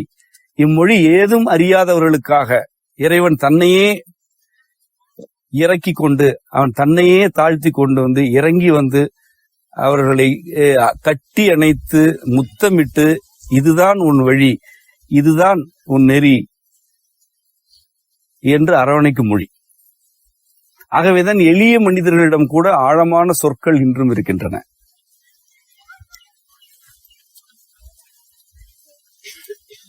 கந்து என்ற சொல்லும், கந்துக்கு என்ற 6 குன்றுகள் இருக்கின்றன என்பது ஆற்றல் கொள்கையாகவே இருப்பதும், இன்று மக்களிடையே உள்ள பல வழக்காறுகளும் இறைவனுக்கும் இம்மொழிக்குமான உறவைத்தான் காட்டுகின்றன. இறைவனுக்கும் இம்மக்களுக்குமான உறவில் பெரிய தமிழ் கழக புலவர்கள் கூட இல்லை என்று நீங்கள் புரிந்து கொள்ள வேண்டும். தமிழ் கழகம் அமைத்து பல புலவர்களை வரவழைத்து அவர்களை பாடச் செய்து அதை சரிபார்த்து அதன் பிறகு அந்த கருத்துக்களை மக்களிடம் எடுத்து சென்று கூறும்போது, அவ்வாறு செல்லும் புலவர் கூட்டத்தை வரவேற்கும் ஒரு மூதாட்டி அந்த ஆக்கையை எடுத்து போடுப்பா என்று சொல்லி ஒரு வைக்கோல் பிரியை தலையில் சுற்றி கொண்டு திரிவாள். திரிகை. திரிகை என்பது என்ன? தவசங்களை பொடியாக்கும் மாவாக்கும் ஒரு கருவி திரிகை. திருகை என்று சொல்வது வழங்க. திரிகை.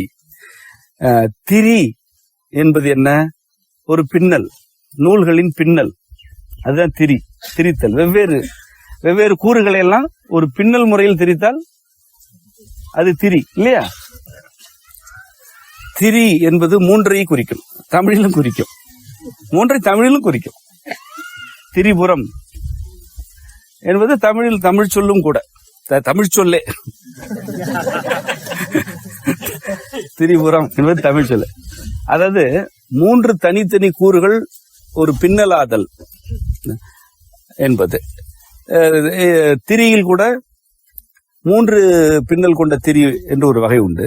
சிலர் அணியும் நூல் பூநூல் என்று சொல்ல 3 முப்புரி நூல் என்றே ஒன்று உண்டு. அதெல்லாம் தமிழர்களுடைய தொன்மத்தில் இருப்பவையே. இப்பொழுது முப்புரி நூல் அணியும் தமிழ் குடிகள் இருக்கிறார்கள். யாரு வேண்டாலும் அணியலாம். அது தமிழ் குடிகளுடைய தொன்மத்தில் இருந்து வந்தது முப்புரி நூல் என்பது. 3 கூறுகளை ஒரு கயிறாக்குதல், அதான் கருத்து. 3 தனித்தனி கூறுகளை ஒரு கயிறாக்குதல் என்பது கருத்து. இவ்வாறு 3 கூறு. இங்கு நான் பாடம் நடத்தும் போது கூட வளைவிற்கு ஒரு எளிமையான ஒரு இலக்கணம் சொல்லி தருவேன். ஒன்று வளைய வேண்டும் என்றால் 3 கூறுகள் வேண்டும். இது ஒரு எளிமையான இலக்கணம். 2 கூறு வளையாது, 4 கூறு வளையாது, 3 தான் வளையும். 3 வளையும், 6 வளையும், 9 வளையும். 2, 4, 8, 6, 8 வளையாது. நாம வளைத்துக் கொள்ளலாம். வளைத்தாலும் 3, 6 தான் வளைக்கணும். 8 புள்ளி வைக்கலாம். ஆனா 8 புள்ளியை சேர்த்து வளைத்தால் அது வளைவு அல்ல, அது ஒரு வட்டம். வளைவு வேறு, வட்டம் வேறு. 3 புள்ளி தான் வளைவிற்குரியது. 3 தனித்தனி கூறுகளை ஒரு கயிறாக்குதல் அல்லது ஒரு நூலாக்குதல் என்பது என்ற கருத்தே ஒரு அண்ட கொள்கை. அது எண்ணியல் அடிப்படையில் 3 முனைவு. 3 என்பது முனைவு, அதாவது முனைவுக்கு பிறகு உள்ள வளர்ச்சிகளை அந்த 3 என்பது குறிக்கிறது.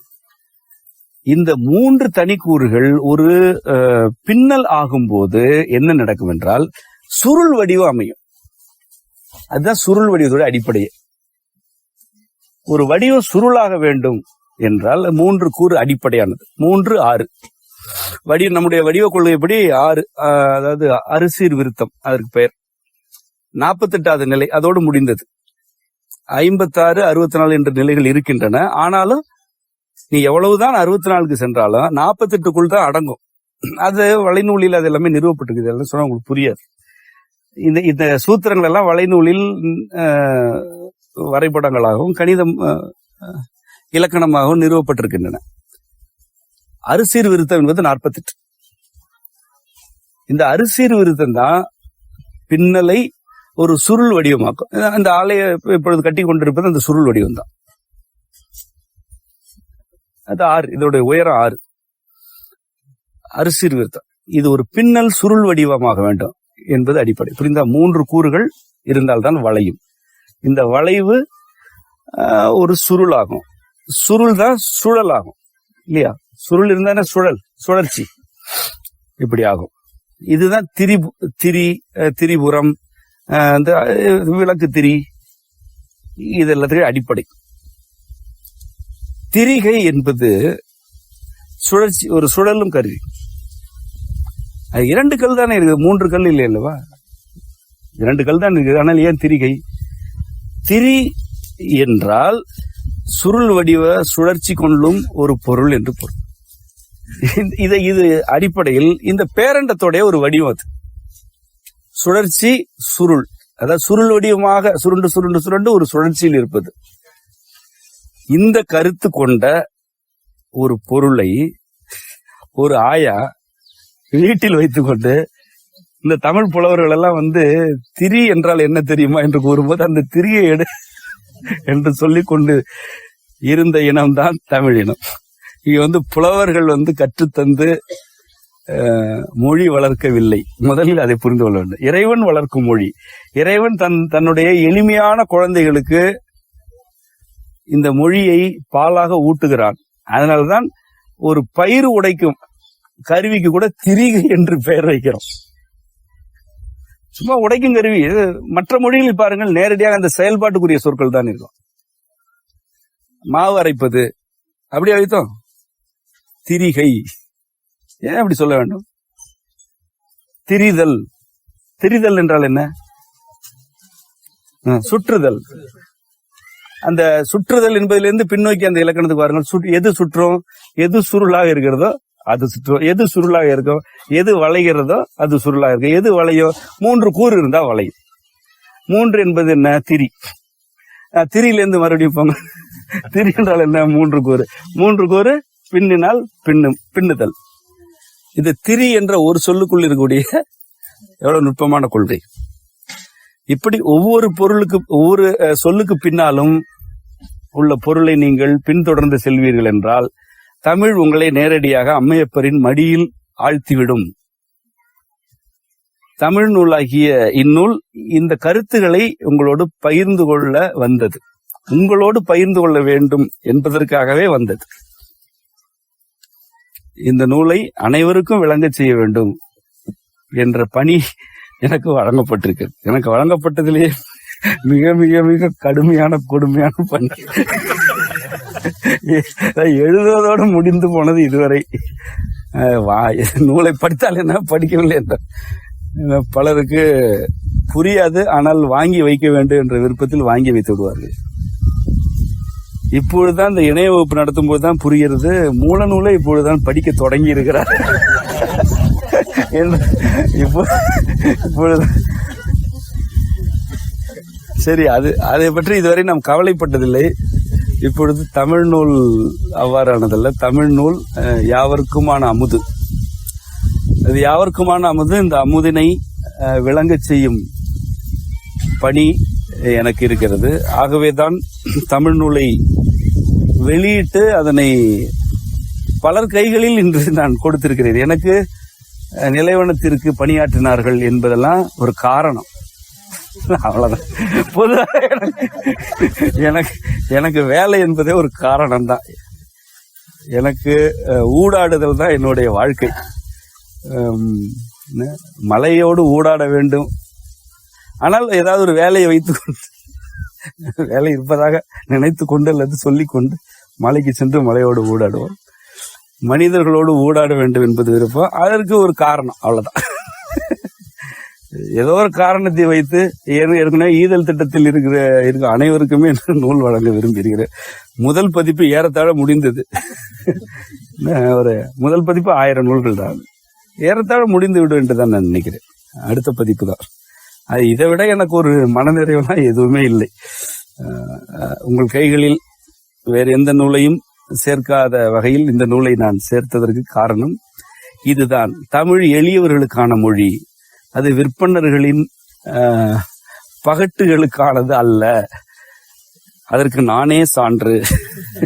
எதுவுமே படிக்காத, எந்த கல்வி முறைக்கும் அடங்காத ஒருவன் தான் நான். எந்த கல்வி முறையிலும் என்னை ஒரு முட்டாள் என்றுதான் கூறியிருக்கிறது. முறையும் தவறல்ல, கல்வி முறை சரியா கூறுகிறது. கல்வி முறைக்கு நான் ஒரு முட்டாளே. இவ்வாறான ஏதும் அறியாத, ஒரு வகையில் கண்டுகொள்ளப்படாத குழந்தைகள் மீது இறைவன் அன்பினை பொங்குவான். நீங்களும் அவன் மீது அன்பு கொண்டு அவனை அரவணைக்க வேண்டும். அவனோடு பேச்சுவார்த்தை நடத்தக்கூடாது. அவனை சடங்குகள், படையல்கள், வேற என்ன செய்வினை எடுத்தல், செய்வனுக்கு இறைவனையே கூப்பிடுதல், இதெல்லாம் தயவு செய்து அவனை இழிவுபடுத்தாதீர்கள். அவன் அன்பை நீங்கள் இழிவு செய்கிறீர்கள். அவன் அன்பு எளியவர்களுக்கு தன்னுடைய ஆற்றல் மூலத்தில் உள்ள சொற்களை மந்திரமாக உணர்த்தி இருக்கிறது. அதனை புரிந்து கொள்ளுங்கள். எளிய காடுகளில் வாழ்ந்த மக்கள் ஒரு உயிரினத்துக்கு பெயர் வைக்கும் போது அந்த பெயருக்கு பின்னால் ஆழ்ந்த பொருள் இருக்கிறது. எந்த புலவரும் போய் கற்றுக் கொடுப்பதில்லை. அப்படியே எத்தனை சொற்களை ஒரு புலவர் கூட்டம் தான் போய் கற்றுக் கொடுத்ததா? எல்லாம் இல்லை. புலவர்களே இங்கிருந்துதான் எடுத்துக்கொண்டார்கள் சொற்களை. புலவர்களே மக்களுடைய வாழ்க்கையில் இருந்துதான் சொற்களை எடுத்தார்கள். மக்களுடைய சிந்தனைக்குள் இருக்கிறான் இறைவன். உங்கள் சிந்தனையில் இறைவன் இருக்கிறான். கற்றறிந்தவர்களுடைய அறிவில் அவன் இல்லை. கற்றறிந்தவர்கள் மீது அவனுக்கு அவ்வளவு விருப்பமே இல்லை. கற்றறிந்தவர்கள் அவனுடைய திருக்கோயிலின் தெருக்களில் திரிகிறார்கள். கல்லாதவர்கள் அவனுடைய திருக்கோயிலின் திருவறையில் அவனுடைய மடியில் இருக்கிறார்கள். இதுதான் கற்றவர்களுக்கு கல்லாதவர்களுக்கு வேறுபாடு. அறிந்தவர்கள் அவனை ஆய்வு செய்கிறார்கள். அறியாதவர்கள் அவனுடைய மடி மீது புரள்கிறார்கள். நான் அறியாதவன், எதுவும் அறியாதவன், ஏதும் அற்றவன். ஆகவே நான் அவன் மடியில் புரண்டு கொண்டிருக்கிறேன். நீங்களும் அவ்வாறானவர்களே. அதனை ஒப்புக்கொண்டால் நீங்களும் அவன் மடியில் தான் புரள்வீர்கள். அவ்வாறு புரளும் போது உங்களுடைய சிந்தனை தமிழ் என்ற ஆற்றல் வழியாக மேம்படும். தமிழ் ஆற்றலே தமிழ். தமிழில் சிந்திக்கையில், தமிழில் உரையாடுகையில், பொருள் உணர்ந்து தமிழை உச்சரிக்கையில் சிவபுரத்துள் நீங்கள் இருக்கிறீர்கள். அதன் பிறகு உங்கள் வாழ்க்கையின் குறைகளை பற்றி நீங்கள் எண்ணுவதற்கு கூட தேவையில்லாமல் போகும். அவ்வாறு யாவருக்குமாம் அமுதாகிய தமிழ் நூல் உங்கள் அனைவருக்கும் விளங்கப் பெற வேண்டும் என்று எல்லாம் வல்ல எம்பெருமானை, அம்மையப்பனை வேண்டி உங்கள் அனைவருக்கும் அம்மையப்பர் அருள் நிறைக என்று வேண்டி உரையை நிறைவு செய்கிறேன். நன்றி.